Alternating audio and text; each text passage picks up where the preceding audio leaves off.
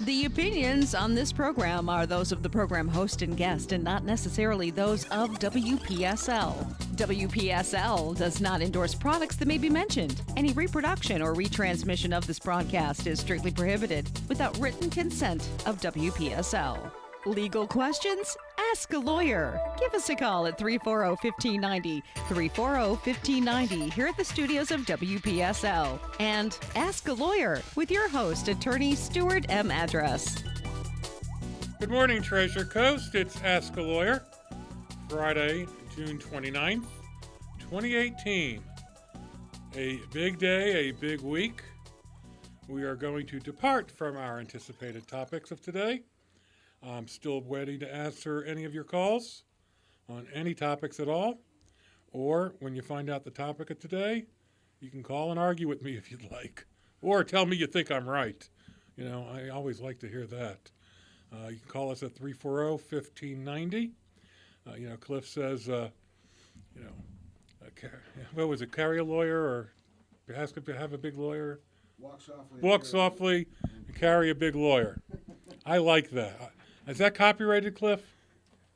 You can have it. I might just copyright that. Because you want to know something? I'm a big lawyer. Now, that doesn't mean I'm like big in, the sense of Robert Miller's going to call me and ask me to assist in his investigation.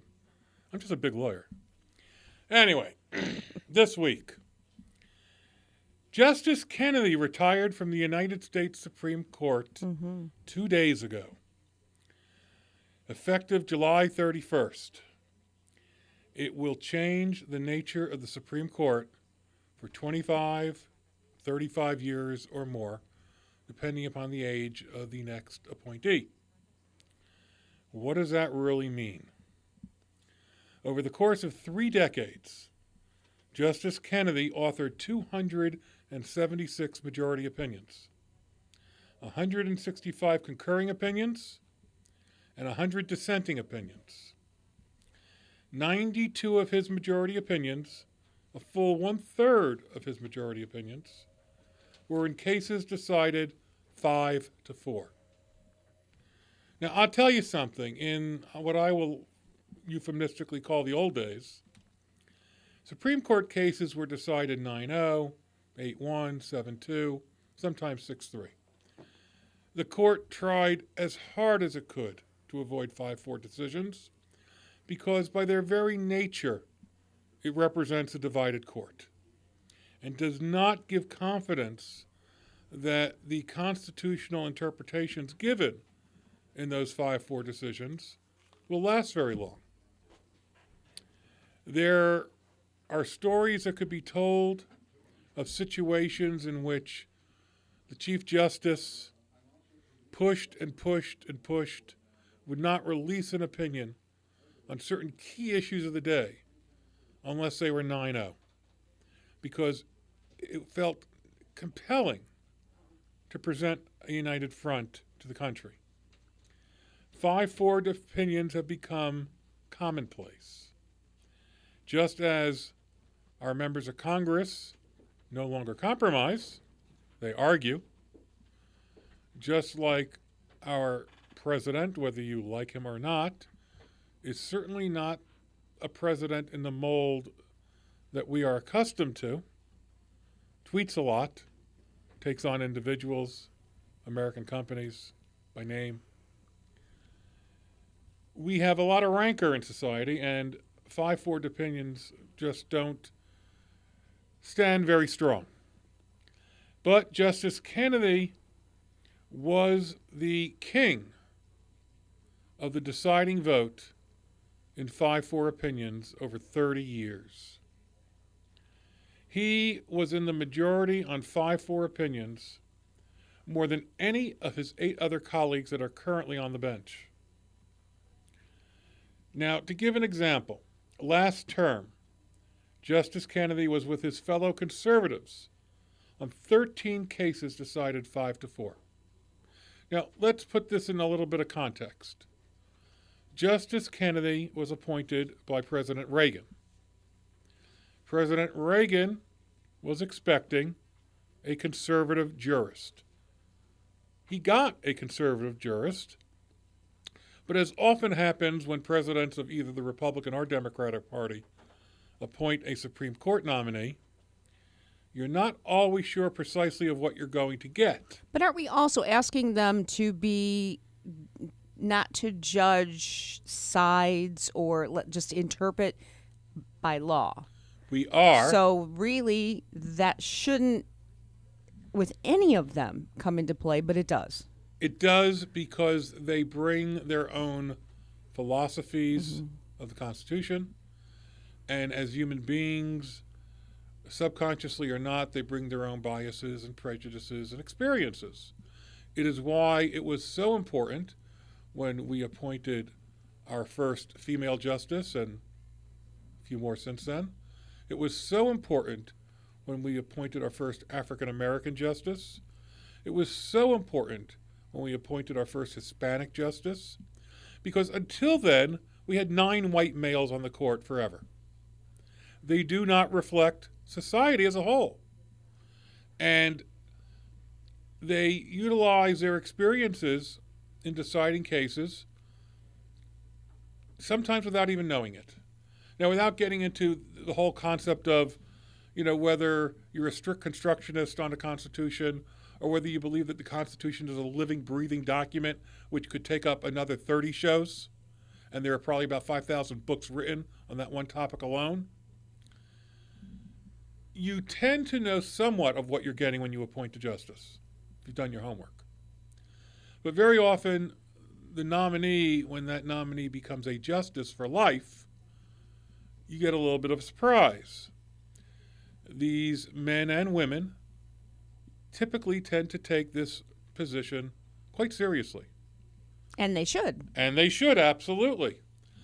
And sometimes you find opinions where a justice may be writing that personally I don't agree or I would find differently, but based upon the prior cases decided by the court or based upon the Constitution, I feel compelled to. Now, Justice Kennedy may have been perhaps the best of that. He became known as the swing justice, and he hated that because he didn't perceive himself that way. He looked at every case and decided it as he believed was appropriate under the law. But what we got in Justice Kennedy, despite what President Reagan may have expected, was not a reliably conservative jurist. We got a jurist that lined with the conservatives on certain types of cases and with the liberals on other types of cases. Something that we will not get, I can guarantee you, in the next justice, which has already been advertised to be far right, to be as reliable as possible. Well, he gave us a list. That's right. Well, the Heritage Foundation, the Federalist Society gave us a list, which basically said to President Trump, this is who we won't fight with you over. That's dangerous. Forget whether the president is ceding authority sometimes to Congress. He's ceding authority to a conservative think tank. I would be as concerned about that if President Obama conceded authority to a liberal think tank and would only appoint those people that were okay with them. The president is supposed to make a search and an independent decision on who he or she as president, although we haven't had a she yet, believes will best protect the overall cloth of society. When you have a list, you're looking for somebody that is maybe the best on the list, but not necessarily who you might find if you went out and looked. I think what they're going to do is go with the youngest on the list. Well, that might not be.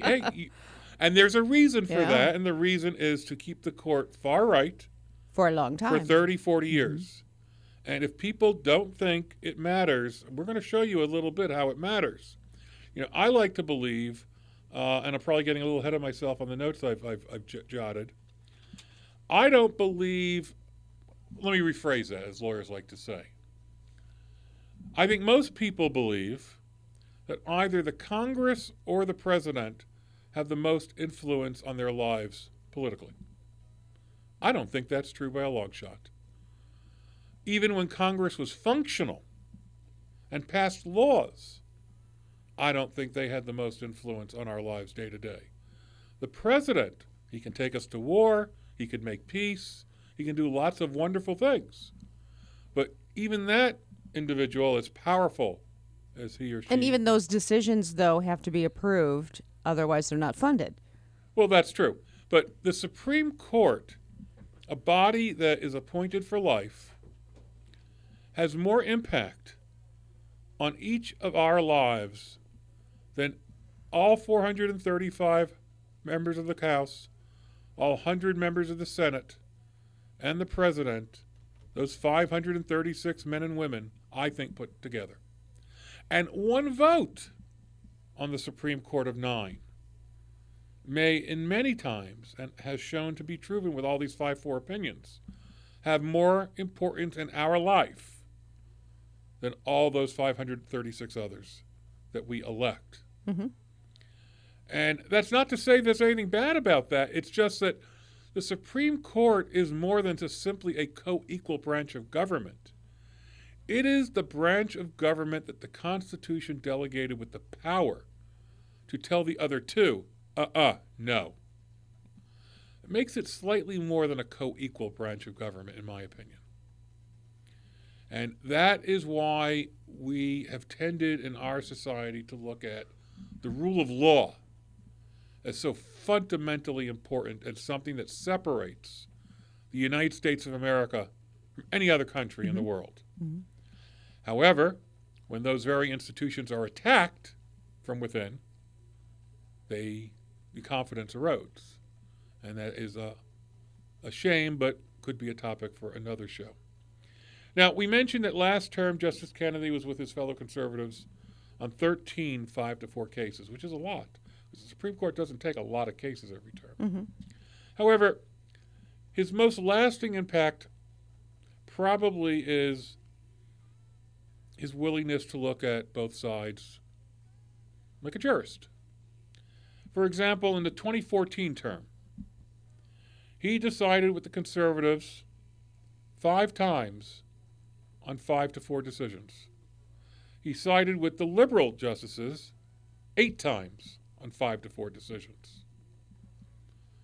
Which cases? It's important. Where was Justice Kennedy conservative, and where was Justice Kennedy more liberal? In the 2015 term, he was the only justice on the winning side of every 5-4 decision issued by the court. What does that mean? He was the deciding vote. It was Justice Kennedy who decided whether those 5-4 cases in the 2015 term went one way or the other. That is an immense power. Mm-hmm. That shows an immense power of a single justice Right. on the Supreme For Court. the rest of us. That is correct. Mm-hmm. One man. And so it is important, it is more than important, that we look to get the most qualified, the most honest, the people of the highest character and integrity onto the court. That is why, historically, during Senate confirmation hearings, the Senate has tried to push out of the nominee, well, how would you decide such and such a case? And the nominee always used to say, and still does, I can't answer that. It's a hypothetical. I can only judge the facts that are before me against the law which exists. Mm-hmm. But they try as hard as they can to get the philosophy of the appointee in making a decision on whether or not to confirm that appointment. Now, these days, honestly, it's a party vote. The rules of the Senate have been changed. Most people probably don't know that. There's no more filibuster. When this nominee, whoever he is or she, comes before the Senate, 51, not 60, will be required to confirm that justice, and there will be no filibuster. So if, for example, in this situation, the Democrats find the nominee abhorrent, terrifying, there is really not much they can do about it. And one day, it's going to happen to the Republicans as well. Which is why we shouldn't be playing games ever with the Supreme Court, because the shoe goes to the other foot fairly regularly. Yeah, in the our pendulum country. swings. That's right. And it's going to swing again. Now, Lisa Blatt, who is an attorney who has argued more cases before the Supreme Court than any other woman in the country, described Justice Kennedy as, on abortion, race, and gays, Kennedy matters. Essentially, Justice Kennedy has been the swing vote on most social issues of the day. He has been more reliably conservative on business cases, but on social cases, social issues, more often than not, he has sided with the 4 liberal justices. So that's his legacy, and what does that legacy foretell for the future? Well, what I'd like to do is take a very quick look, at 7 of some of his most significant decisions in which he was either the deciding vote or was assigned to actually write the opinion. The most recent one, decided on the day of his retirement on Wednesday, the last day of the term of the court. Janus versus AFSCME. He was the deciding vote in an Illinois case where it was held that nobody may be required by a union to pay dues, even if they choose not to be part of the union. Until then, even if you decided not to join the union, there were certain fees you had to pay to the union required by law, because whatever they were doing still was going to have some benefit to you. Now, if you choose not to join a union, you don't have to pay. Decision on the last day of the court, 5-4. Trump versus Hawaii, decided the day before his final day on the court. He joined with the conservatives on the court to uphold President Trump's third effort at a travel ban. And the decision, in my view, is fascinating, not for the fact that it upheld the travel ban, with which I personally disagree, but in how the court made the decision when you look at the majority opinion and the dissenting opinions. And what is clear is that the 5 justices that upheld the ban, including Justice Kennedy, viewed the question from the perspective of the presidency, not the president. They viewed the question as the authority of a president over, no matter who that person is. Right, over immigration. This Right. is why we're constantly hearing there is the president and there's the office of the presidency. There is the president's counsel and counsel for the office of the president. And counsel for office of the president is not the president's attorney. President Trump has sometimes not quite understood that. There is a difference because most of our presidents, good, bad, and ugly, have been concerned about the office, the presidency, and what their decisions and their actions would mean for the future people who would occupy that office. So these 5 justices looked at what is the power of a president and are we going to interfere with that? The 4 liberal justices, with whom I agreed because I think they're right on the substance, but you're going to hear an admission from me in a moment. They looked at it as the power of this president given all his comments about a Muslim ban. They wrote that it was unavoidable to consider his statements because he made them so prominent that no reasonable person could decide the case without context of understanding what it really was about. Now, they lost. So it was the power of the presidency versus the president. And while I guess I would side with the 4 liberal justices because we all know what it really was, well, I guess not Republicans or people who support Trump, but euphemistically, we all know what it really was. But you want to know something? As a lawyer, if I sit back and I carefully think about it, gee, if I were on the Supreme Court, if I was that deciding 5th vote, and I believed that, man, oh man, this was a Muslim ban to begin, to end, and nothing else, I might have decided with the conservatives, looking at the question as one of the presidency, because the Supreme Court tries to decide cases as narrowly as possible because of the impact on the future. And to look at the decision as this president might have impacted the power of future presidencies over immigration. And so as much as it pains me, I'm not so sure it was the wrong decision. And I think that's what Justice Kennedy excelled in. He excelled in truly trying to look at these issues, and whether I agreed with him or anybody else agreed with him, he really tried to get it right. And I will tell you this about the average lawyer. If I go into court, even if it's a motion, and the judge decides against me, if the judge doesn't give any real explanation and I disagree, I leave that courthouse hopping mad. If the judge gives an analysis of the reason for his or her decision, and I disagree, but I can at least understand Where they're coming from? their perspective, I walk out a lot calmer, because at least I believe they did their best to do the job.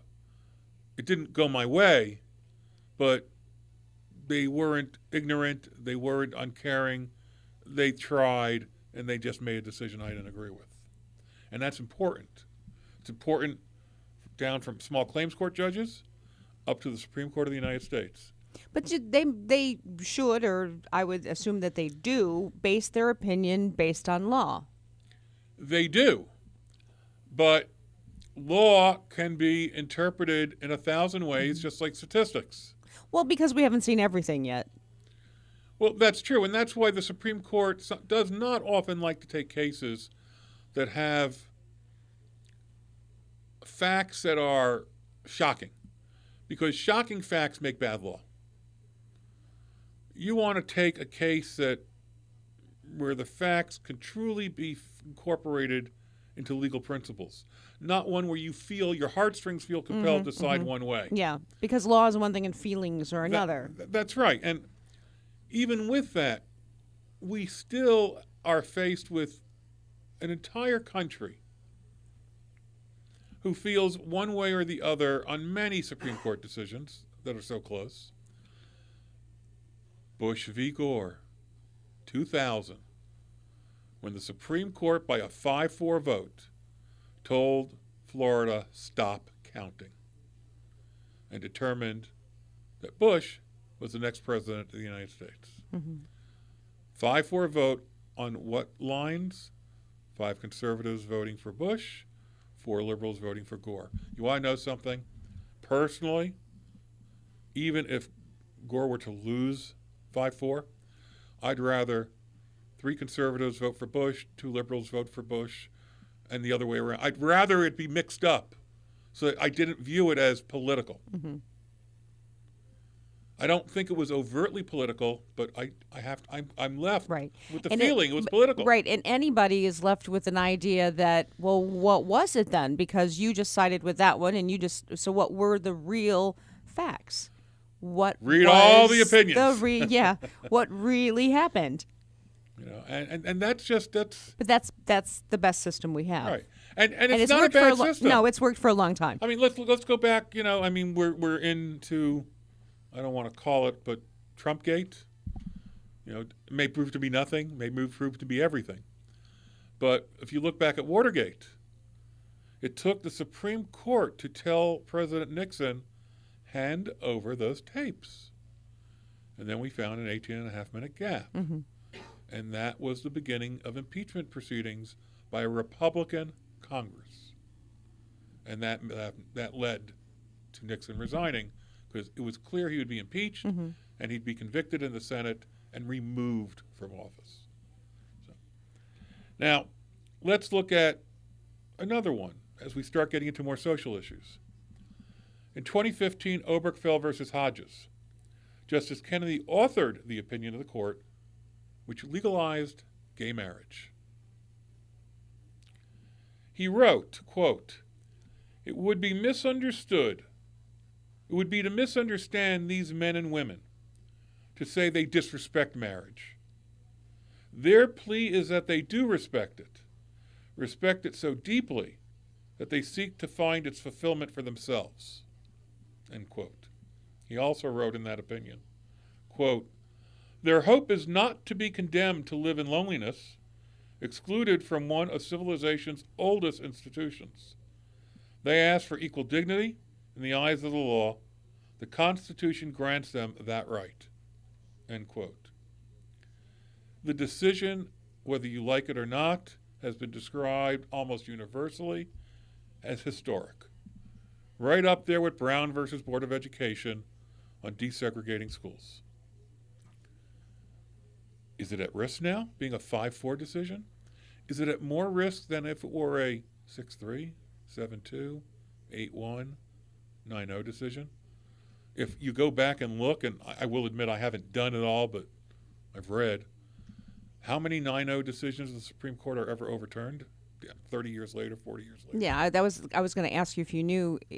Not do many. we go back and overturn laws that were No. decided by justices of the past? I mean, it just doesn't seem. First, we have right. a doctrine in the law called stare decisis. It means that the past opinions of the court matter. They matter a lot. They are not intended to be overturned just because the composition of the court changes. And many times, justices that are new to the court and all of a sudden have an issue before them, where all their prior opinions, in, let's say as a federal circuit judge or a federal district judge, would say they would vote this way to overturn, they vote to affirm because they say, I'm bound by stare decisis. On a 5-4 decision, I don't think anybody feels bound by stare decisis. 5-4 decisions are begging to change with a newer court. And that is dangerous. And in this particular instance, is gay marriage about to become unconstitutional? I'm not overselling it when I say, I really wonder. As a matter of fact, if I were to guess, I'd say yes.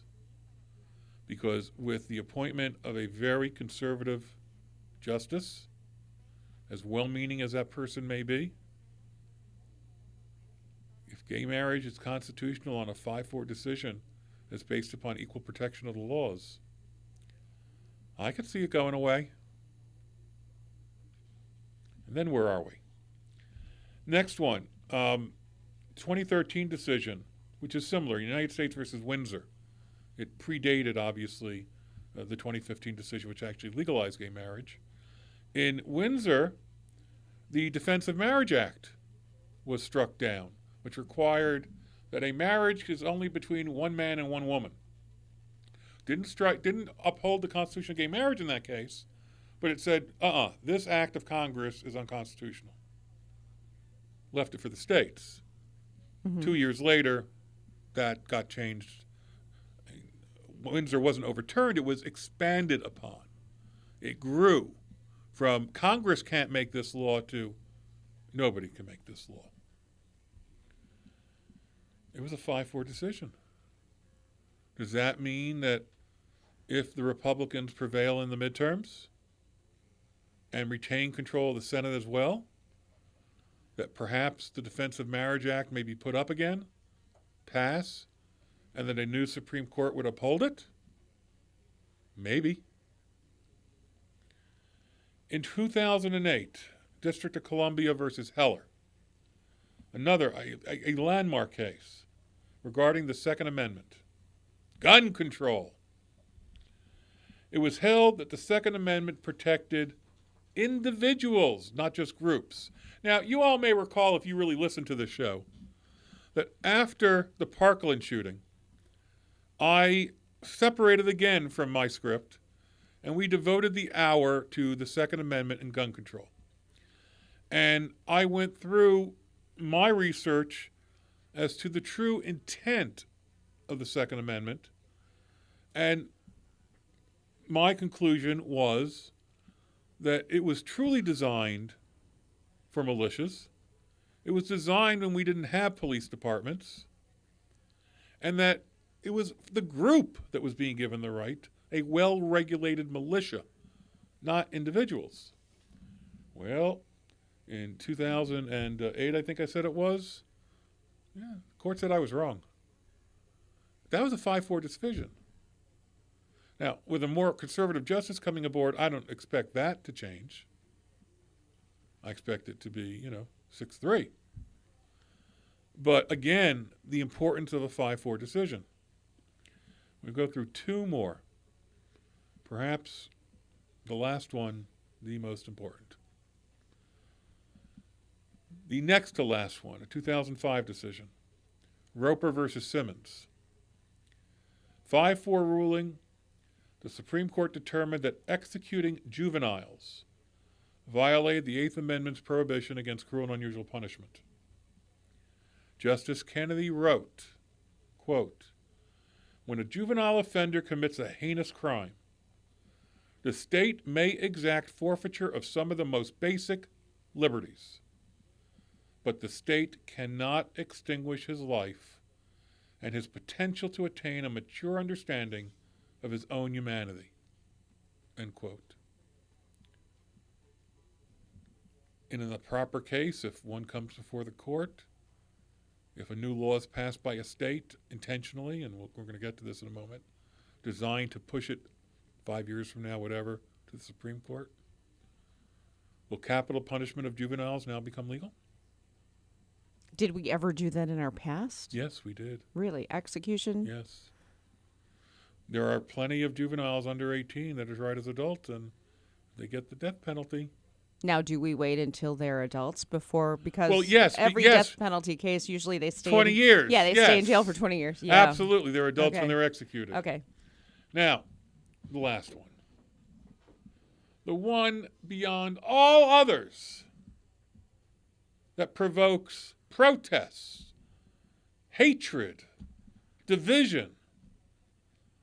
Planned Parenthood versus Casey, decided in 1993, a 5-4 decision reaffirming Roe versus Wade.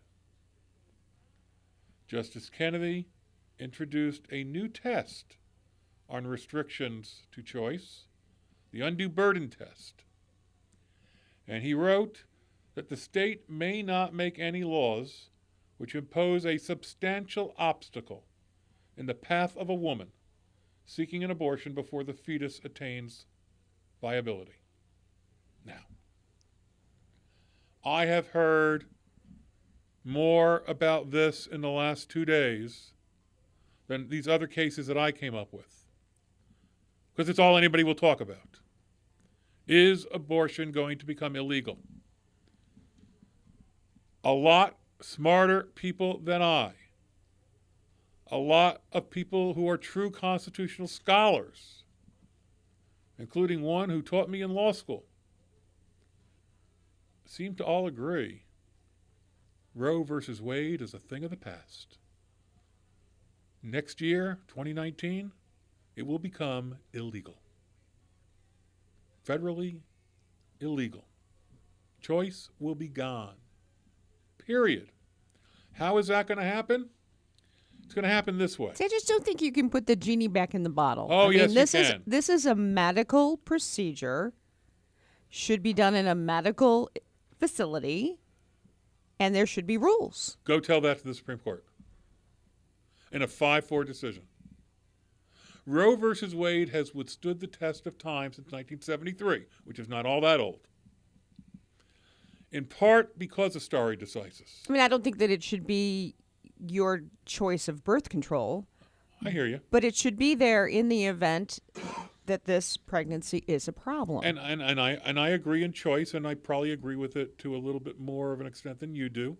But fundamentally, I agree in choice. Although, I'm going to let y'all in a little secret whether you care or not.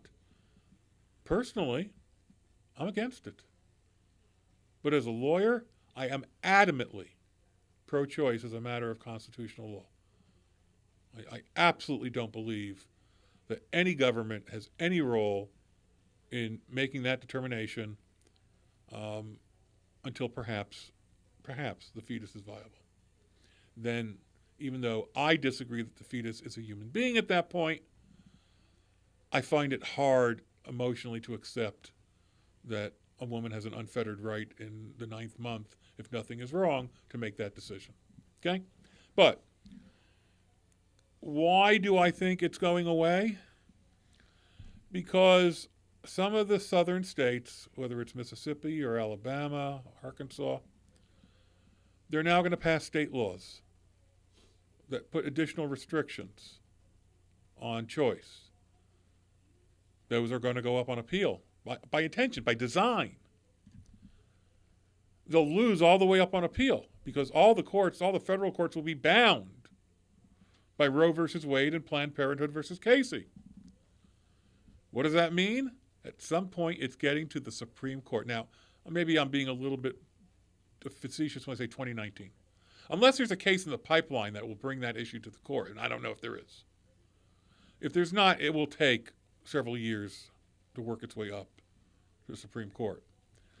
But everybody I've listened to seems to agree, and it makes sense to me, that when that happens, and you have a much more conservative replacement for Justice Kennedy, that on a 5-4 decision in Planned Parenthood, stare decisis isn't going to mean that much, and Roe versus Wade is gone, and a woman's right to choose is gone. And that leads me to say, wake up! I have always said, when it comes to presidential elections, don't vote on an issue. Don't vote on the abortion issue.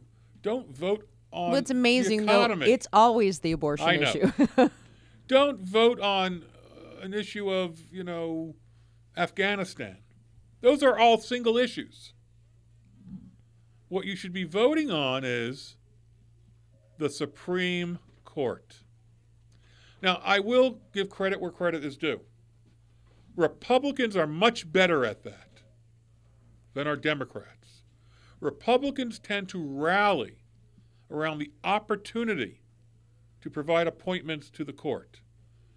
Democrats, for whatever reason... No, I would think that it was just important. I mean, if you look at Ruth Ginsburg. Yes. She probably should have retired while Obama was the president. Yes, she should have. But go girl power. She knew her gal that Hill was going to be winning, and she wanted to be replaced by another woman by a woman. You're right. So she didn't use very good judgment there. And now, heaven forbid, she's elderly and ill. She may get replaced by Trump. You're right. Now, I can't fault her judgment because who the heck thought that Trump was going to win? I mean, come on. How many bets? How much money did No one. How much money was lost in Las Vegas on the bets? Okay? But you're right. Okay. So she played that one politically. She definitely. Well, and they all do. Yeah. They all do. Yeah. A lot of them try to outlast a particular president of a party so that the other president could get to appoint them. But she had 8 years with Obama. This may have been a miscalculation. Yeah. Can you imagine if President Trump nominates a third of the Supreme Court? You may like that. A lot of you may like that. It could happen. It terrifies me. It terrifies me more than him trying to make peace with North Korea or going to a meeting with Putin, who is going to psychologically mind game him to death. But we do have Bulldog on line one to talk a little bit about the Second Amendment. So, hi, Bulldog. How you doing? Hey, Stuart. How are you, sir? I'm fine. Hey, I just wanted to ask you, in that, because I've read it 1,000 times, but to form a militia, when they formed militia back in the days of the Constitution, they didn't hand out rifles like the Army does now. Everybody brought their own, which means everybody had guns back in the day. Yes. If you didn't have one, you better know somebody that does. And so that's why I say the Second Amendment should be upheld in order to form, not be. And see, that's where the differential in language takes over. Well, you're right, but the Second Amendment is never going away, ever. Oh, no, but it still has gun rights written all over it, because to form a militia, they expect you to bring whatever you've got, even if you're going to throw rocks. That was back in the day. That's true, and that's, the importance, again, of a single justice's vote. If it was a different court, and if it was President Clinton appointing a new justice to replace Justice Kennedy, and if we win the midterms, and if you have a Democratic House and a Democratic Senate, and they could appoint the most liberal justice they want, if they wanted to, I guess they could hold 5-4 that the Second Amendment no longer exists.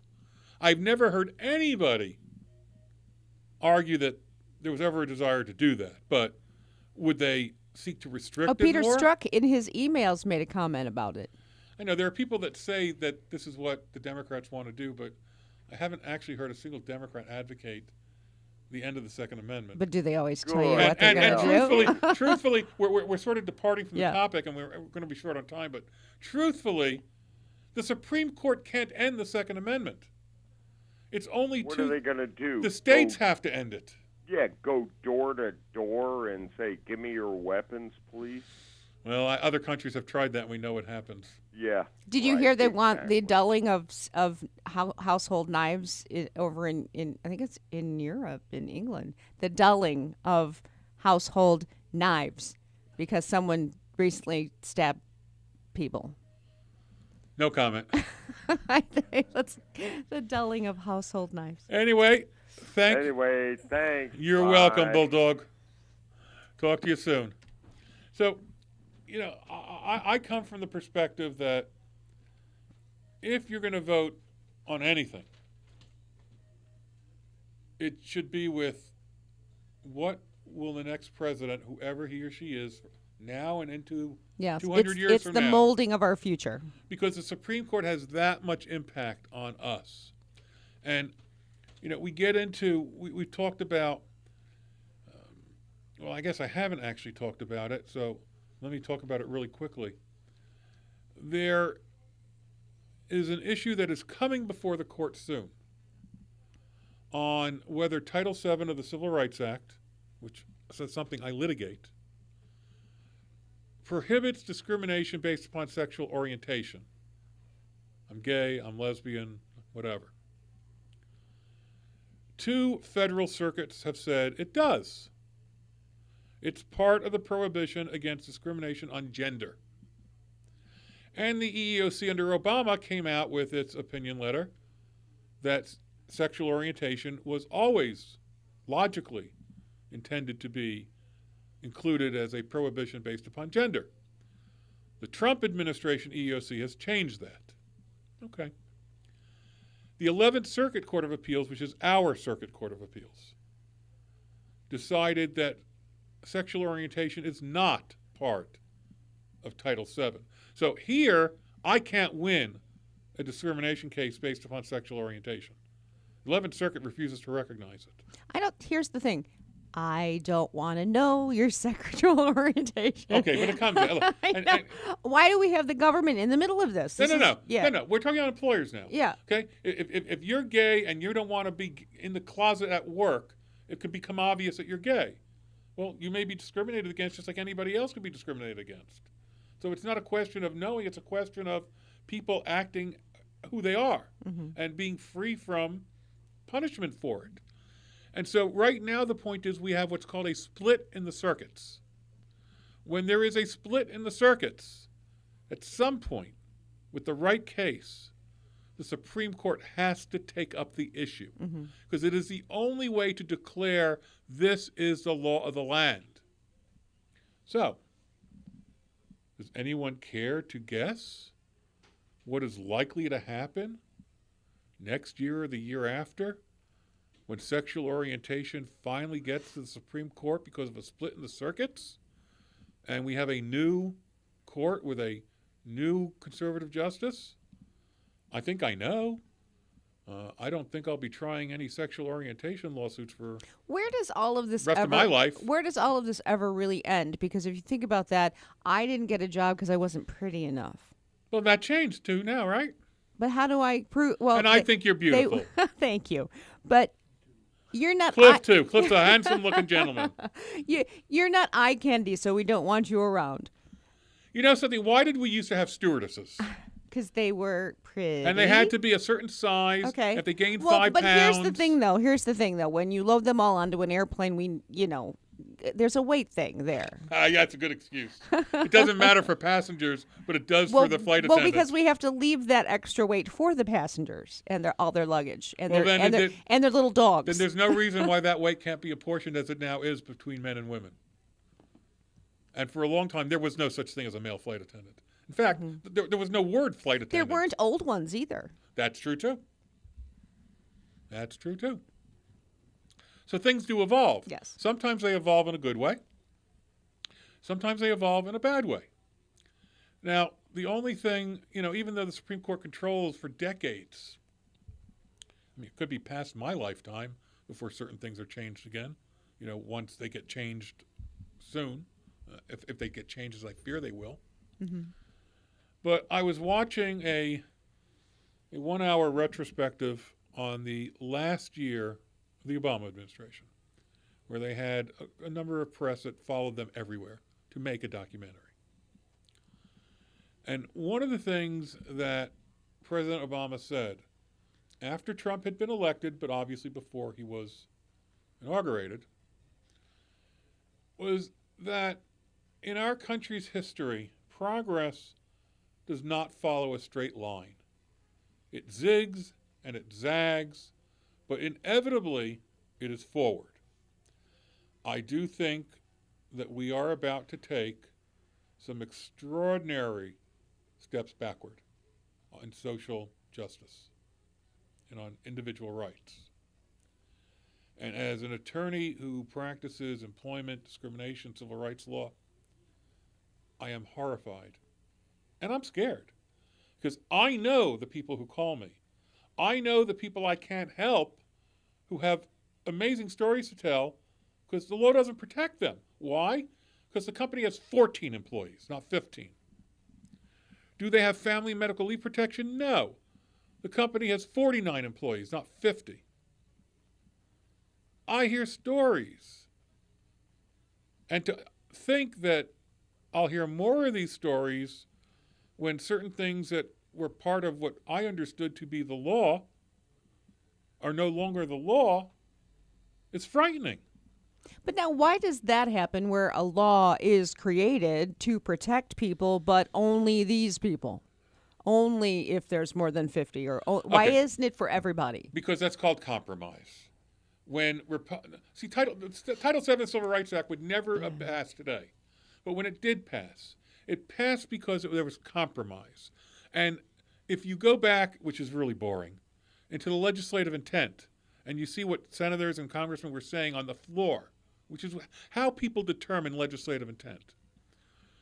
The legislative intent behind the 15 number in Title VII was the concern of burdening small employers with such onerous regulations. So the number ended up being 15. Personally, I don't know. I think it should be 5. I think it should be 1. Cheryl, you'd be really happy about that, but thank goodness I haven't done anything that could get you to sue me. That's my paralegal, folks. I don't think it is too burdensome to say to an employer of one person, you are not allowed to do certain things that sexually harass, that are based upon age, race, national origin. Is it too burdensome to be subjected to a lawsuit because you did that? No. But the number is 15. And for the FMLA, the number is 50. And you know something? It's not just 50. It's 50 within a 75-mile radius of where you work. So companies that have multiple offices, your company may have 20. But if they have 30 in West Palm Beach, you're still protected. Okay. How did we come up with 50 in a 75-mile radius? It was a compromise.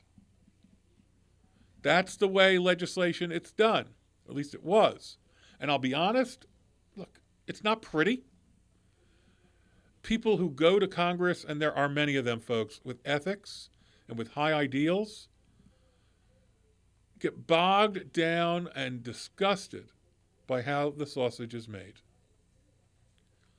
In fact, Senator McCain, when he took the floor of the Senate to cast the deciding vote against President Trump's health care initiative, to the shock of his fellow Republicans, did so with a speech calling for unity, calling for an end of the divisiveness between the parties, pointing out the history of so many great legislators who had friends on both sides of the aisle, who got along with people on both sides of the aisle, and who therefore would be able to compromise because you're dealing not just with the enemy on the other side of the aisle, but a friend.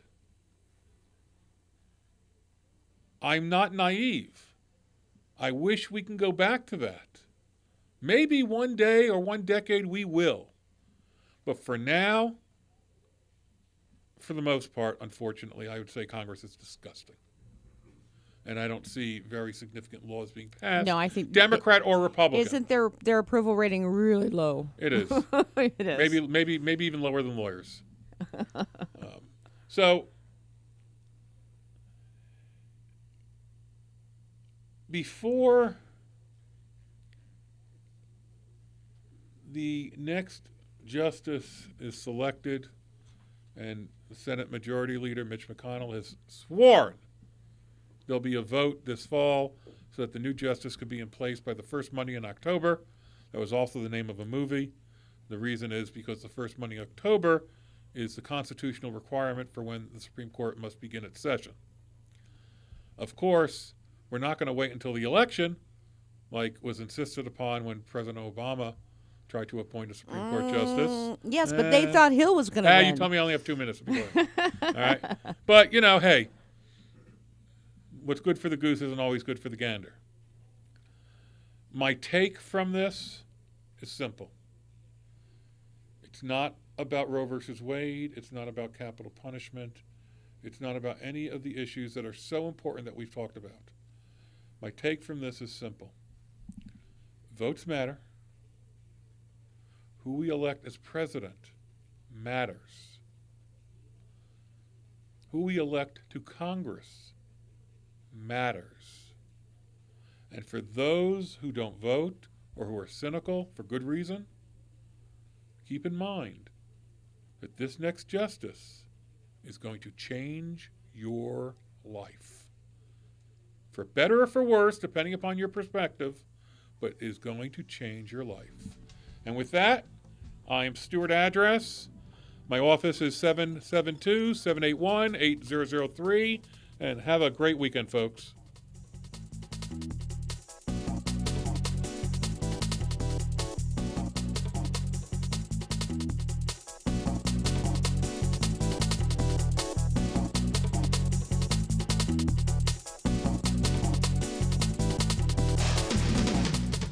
This is WPSL Port St. Lucie, the talk of the Treasure Coast.